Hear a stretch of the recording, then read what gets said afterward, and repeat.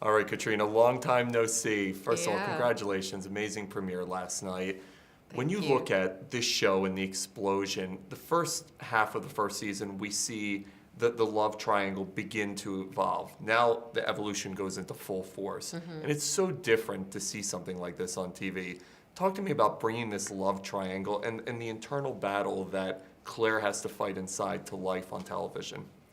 Yeah, well, I loved the ability to explore this and to explore relationships because, human emotions are never black and white and there's always gray areas. And I think even if, there's not a timeline overlap in relationships, sometimes in your heart, you're still maybe in one place before you move somewhere else. And it's an interesting thing to look at and to play.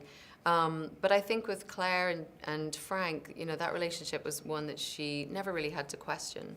And I think that she sort of fell in love with Frank as a girl. And this was, even though there was a lot of love there and, it was still a passionate relationship, that it was still she was the girl in the relationship in a sense. So when she meets Jamie, even though there's a lot of guilt involved, there's a lot of apprehension, she realizes that she has this whole other capacity for a deeper type of love, and to come to it as a woman is a very different experience for her.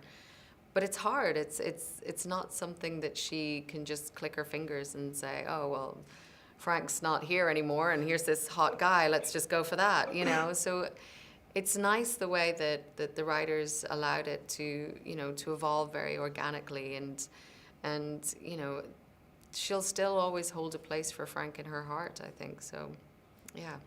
Claire is such a unique heroine. I mean, you look around and there's not enough heroines on television or in film. And Claire is really setting a new benchmark because there's sensuality, there's sexuality, there's a desire to still be girly, but still have an alpha male type effect. Girly? Girly. You might get a backhanded slap from Claire for that. No. After seeing the first episode, I'm like scared now. But talk to me about Claire, because there is a uniqueness to her in terms of balancing both ends of the spectrum. Yeah, I just love, I don't know, it's hard to describe. I think, sometimes I'm so close to when I'm in her, playing her. It's hard to sometimes view it as other people see her, but she just felt very elemental to me. She's a very, I don't know, she's like a creature of the land in a sense. And I loved that. Obviously her socioeconomic background, her being from an upper class English family of that time period, she would have gone to finishing school and stuff had she not spent her life traveling the world with her uncle. And I think that's such a, when I looked at that in terms of how that changed her, how that upbringing affected her, it just made her so free. And I loved that about her. She's just free to be whoever the hell she wants, and she is, and she doesn't apologize for it.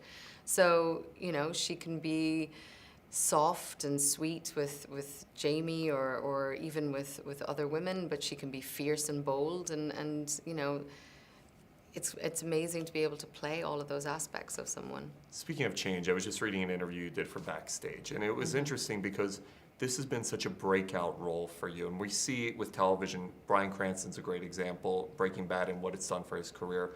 What is something like this and getting an audience of millions of people and getting a role like this done for you personally and done for your career?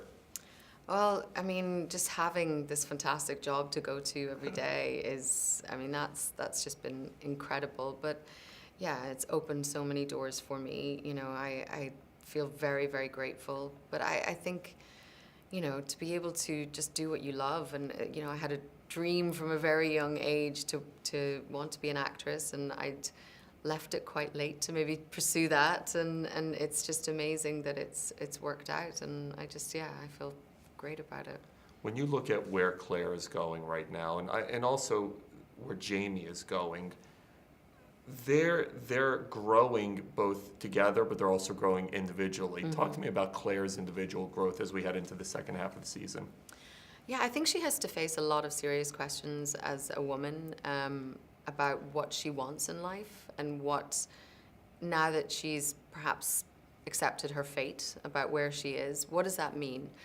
And, it's interesting.